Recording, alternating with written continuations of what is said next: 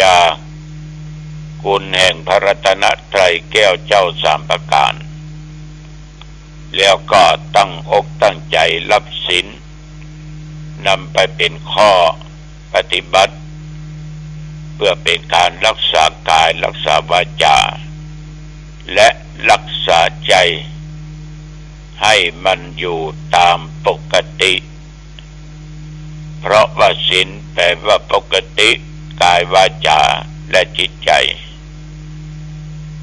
เราอาจจะมีการผิดพลาดในข้อศีลข้อใดข้อหนึ่งก็เราก็กลับพลิกผันมารักษาให้มันตรงเป็นประโยชน์เป็นบุญเป็นกุศลอันยิ่งใหญ่และตั้งใจเนอต่อไปเรามาไหว้พระรัตนตรัยบ่าพร้อมๆกันไปอะระหังสัมมาสัมพุทโธภควาพระผู้มีพระภาคเจ้าเป็นพระอรหันต์ดับเพลิงกิเลสเพลิงทุกข์สิ้นเชิงตรัสรู้ชอบได้โดยพระองค์เองพุทธังภควันตังอภิวาเทมิข้าพเจ้าอภิวาทพระผู้มีพระภาคเจ้าผู้รู้ผู้ตื่นผู้เบิกบานกราบพระพุทธสวากขาโตภควตาธัมโม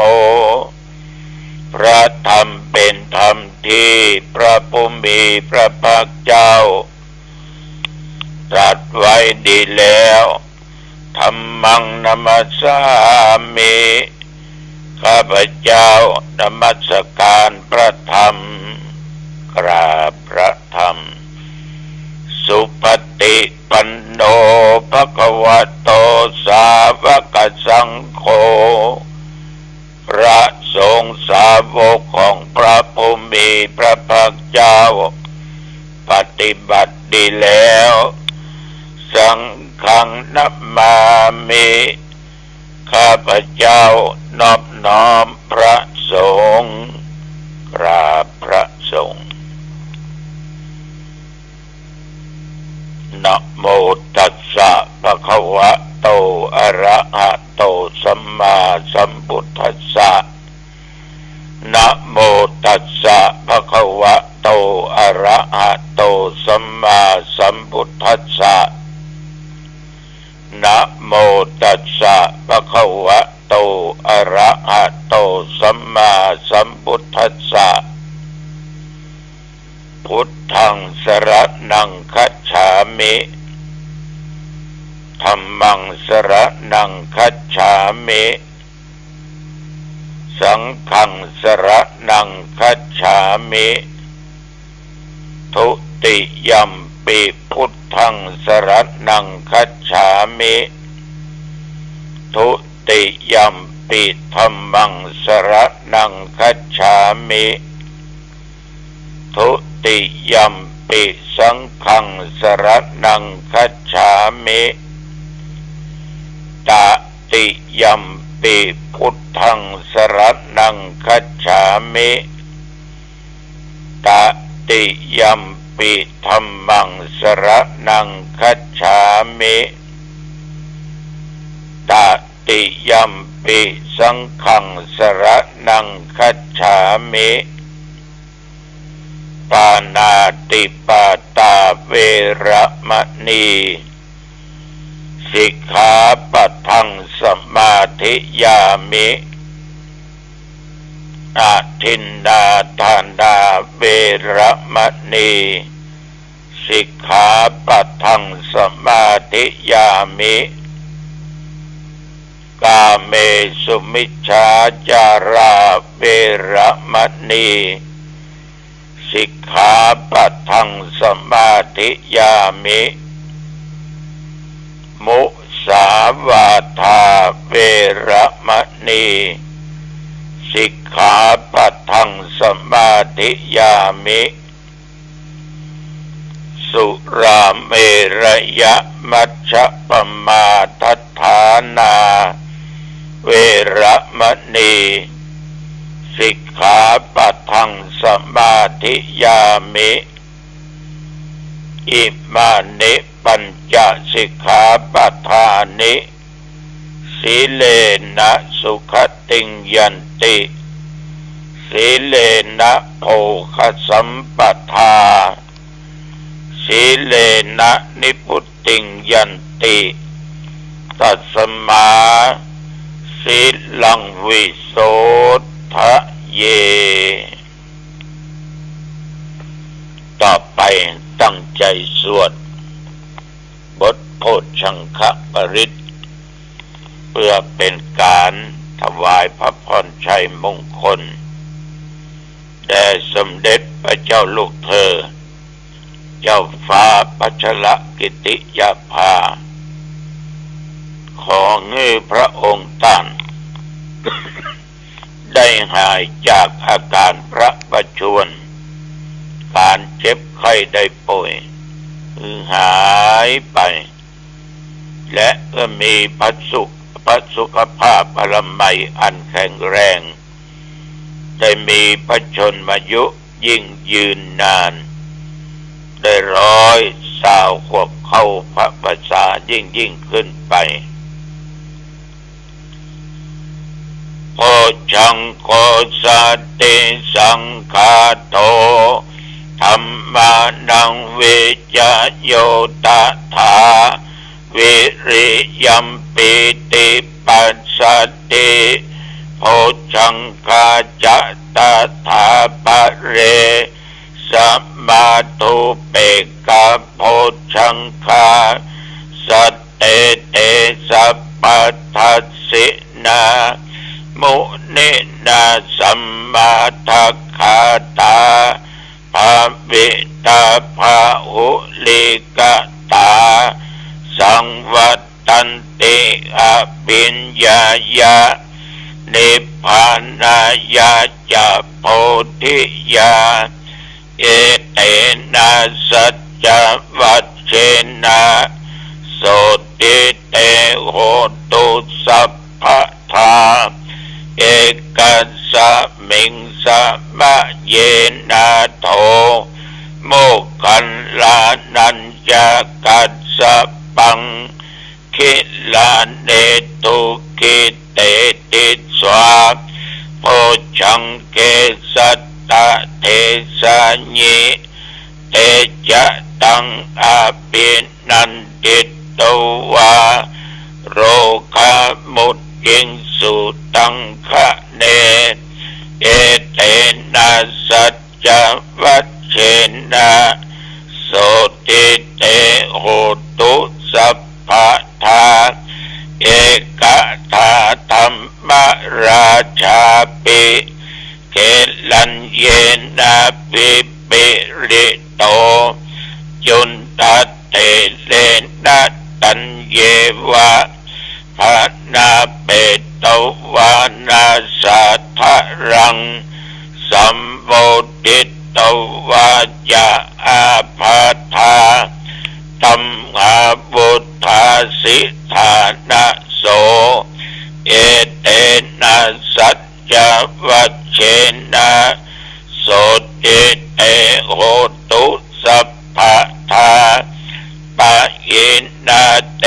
จะอาภาธาตินดันดัมปิมะเยสินังมัคคังอัตตะกิเลสาวะปัตตานุปติธัมมะตังเอเตนะสัจจวัชเชนะโสติเตโหตุสัพพทาภวตุสัพพมังคลังรักขันตุสัพพเทวตาสัพพพุทธานุภาเวนะสัทธาโสติภวันตุเตภวตุสัพพมังคลังรักขันตุสัพพ พะเทวตาสัพพะธัมมานุภาเวนะสัทธาโสติภวันตุเตภวตุสัพพะมังคลังรักขันตุสัพพะเทวตาสัพพะสังฆานุภาเวนะสัทธาโสติภวันตุเตขอถวายพระพรกรมอุตุได้ประกาศบอกเตือนว่าพี่น้องทั้งหลายให้ระมัดระวังประเดี๋ยวนี้เกิดน้ำท่วมน้ำหลากหลายจังหวัดหลายอำเภอหลายที่ก็ได้รับความเสียหายเพราะพายุฝนเข้ามาแล้วกรมอุตุยังได้บอกว่านับตั้งแต่เมื่อตะวันวามาจนถึงปัจจุบันประเดี๋ยวนี้แถวบริเวณวัดหนองตองและใกล้เคียงแต่ว่านี้มืดฟ้ามัวฝนตกค่ำตกเย็นมาสัก4 โมง 5 โมงฟ้าห้องก็ลึงอื่นไปอื่นมา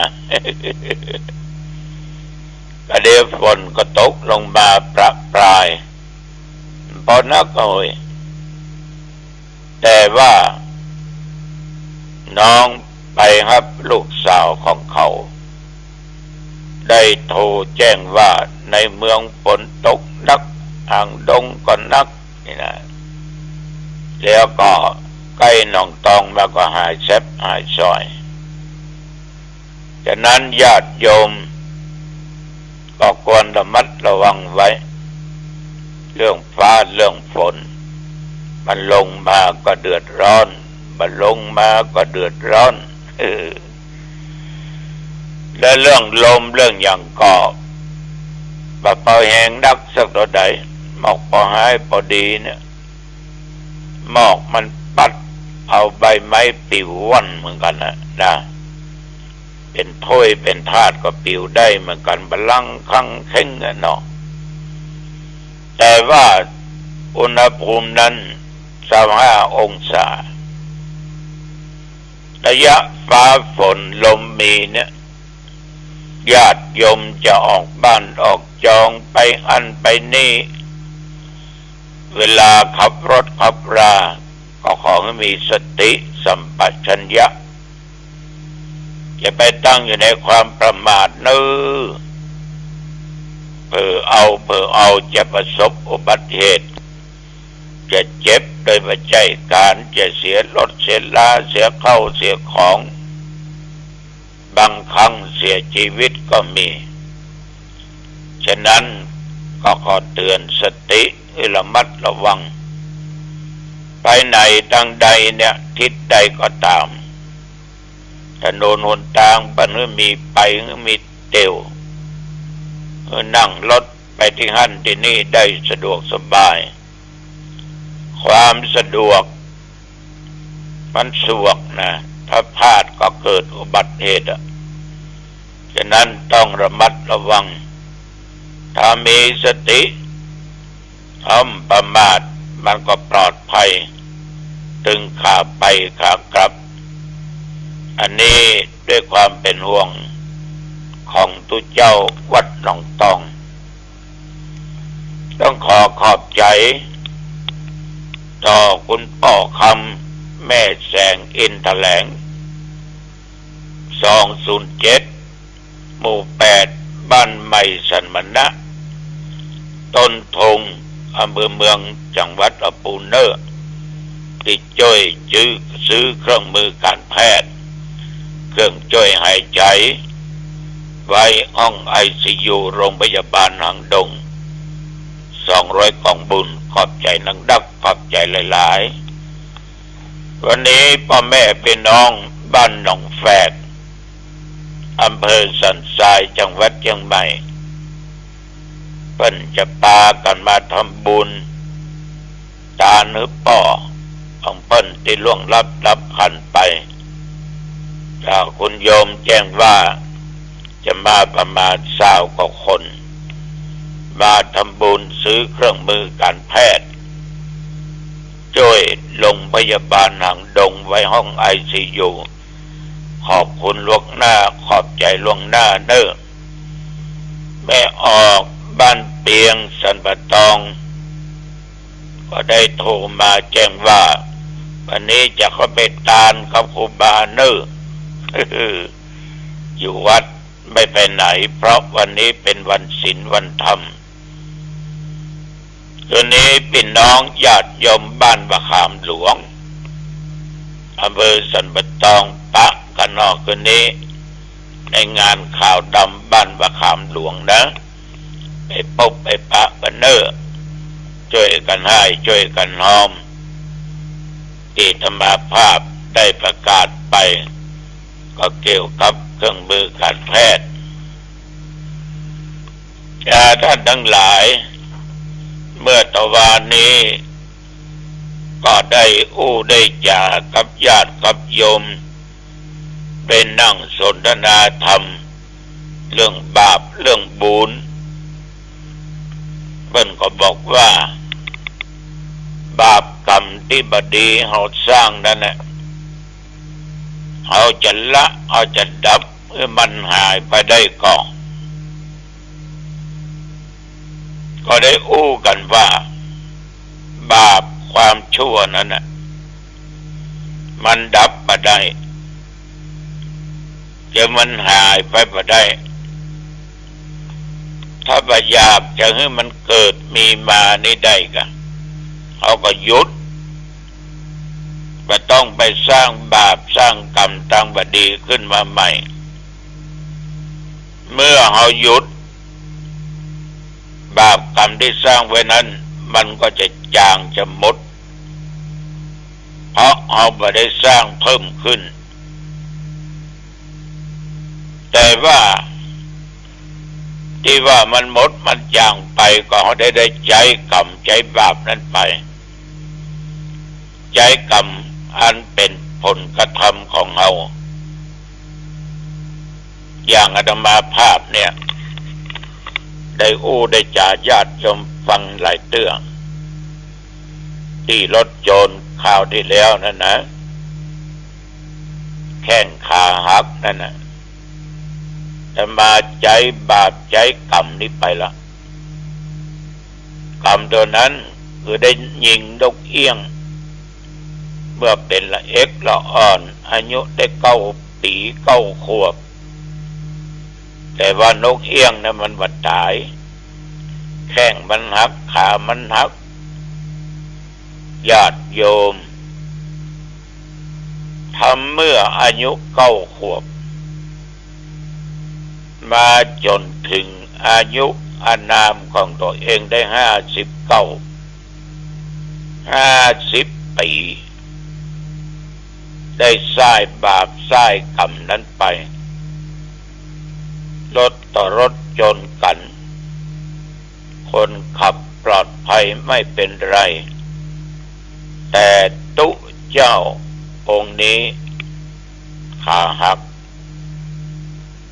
ทั้งที่รถนั้นน่ะมันบวกตรงหน้าคนขับและอาตมาภาพตัวอีกตนหนึ่งหน้ารถจนปุ๊บยุบเข้าไปหน้าที่จะมานั่งมีเหรียญครูบาอาจารย์เกจิอาจารย์ดังๆหลายตนเป็นตะบัตันเดียวกันนอนแต่ต้มตัวเจ้านกตองขาหักประกรรมว่ามันโจรต้มเนี่ยขาหักเนี่ย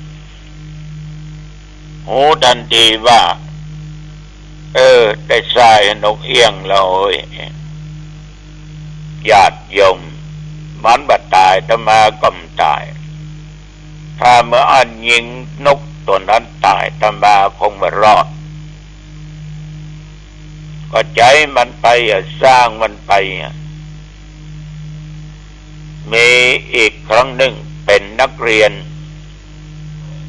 เวลานั้นก็เป็นละอ่อนอยู่9 ขวบ10 ขวบเนี่ยไปแข่งขันกีฬานักเรียนกันที่บ้านเมืองพาเอาเป็นคนไม่ลิมโดยกำเนิดหรอกสมัยก่อนบ้านขายไอติมเป็นแท่งเลยนะถ้าครบได้4 เขียวได้ฟรีแท่ง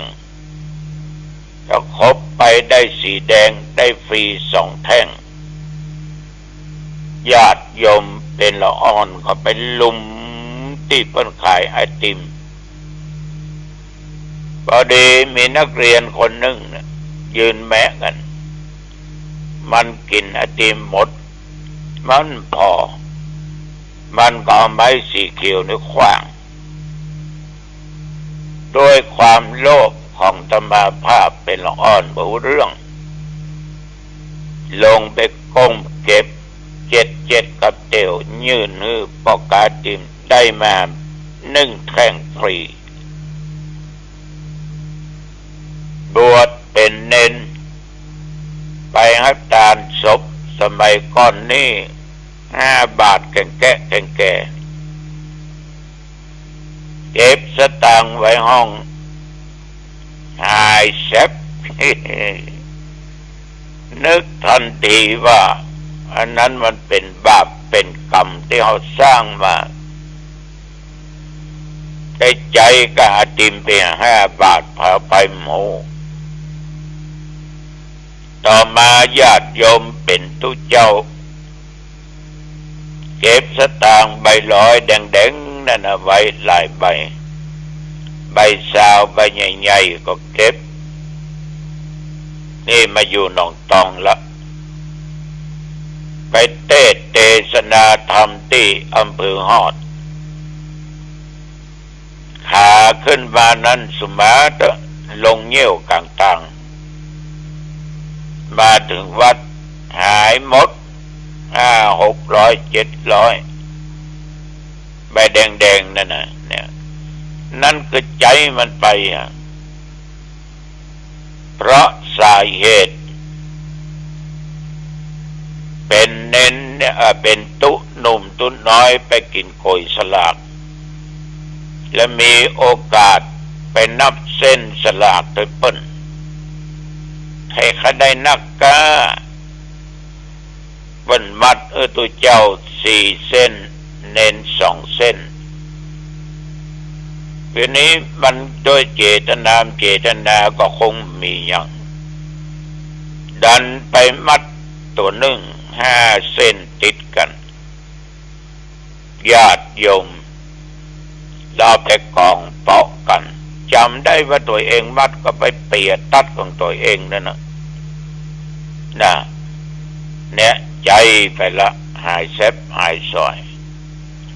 บาปกรรมที่เราสร้างนะโยม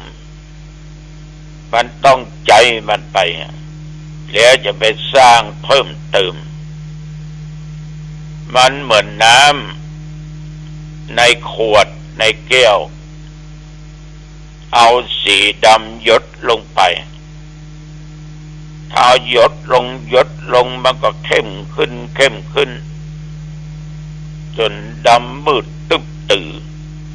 แต่ถ้าใส่หยดเดียวเนี่ยก็ว่ามันมีสีดำอยู่แล้วเราพยายามเอาน้ำที่มีสีมีอย่างนี้น้ำสะอาดเทลงไปในที่สุดสีขาวมันล้นแก้วเนาะก็ปาสีดำจางไปมันก็จะหายไปก็หมายความว่าเอาละมันเนี่ยแล้วพยายามสร้างกุศลกรรมอันเป็นกรรมดีเป็นบุญเป็นกุศลสร้างสิ่งที่ดีขึ้นมาใหม่ญาติโยมถ้าเอามาสร้างความดีสร้างบุญเนี่ยมันจะมาหายทำได้ใจมันสมายนะฉะนั้นบางอย่างนี่เราจะได้อู้กันว่าถ้าไปเจอปัญหาอย่างมันกรรมของมัน บาปของมันบางคนอยู่ดีอยู่ได้โดนเปิ้นเล่าขวนโดนเปิ้นแจ้งโดนเปิ้นด่าจัดนี้มันก็เป็นคนดีบรรดาภัยมันยังมาโดนด่ากรรมของมันจัดก่อนเนี่ยว่าอันมันก็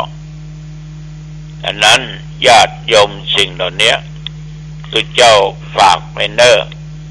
คือสร้างบุญกุศลนักๆบุญกุศลเนี่ยจะไปกระจายจนว่าสิ่งบดีนั่นนะมันก็จางไปเวลาเขาตายบุญเขานักโลกมันก็ไปสู่ทางสุคติถ้าบาปมันนักก็ไปสู่ทางทุกตินี่ขอฝากกับญาติกับโยมไว้เป็นข้อคิดสะกิดใจโยมจะเอาบาปหรือจะเอาบุญก็สุดแล้วแต่อายุวันโนสุขังพลังพบกันใหม่โอกาสหน้าเจริญพรกฐินทานคือสังฆ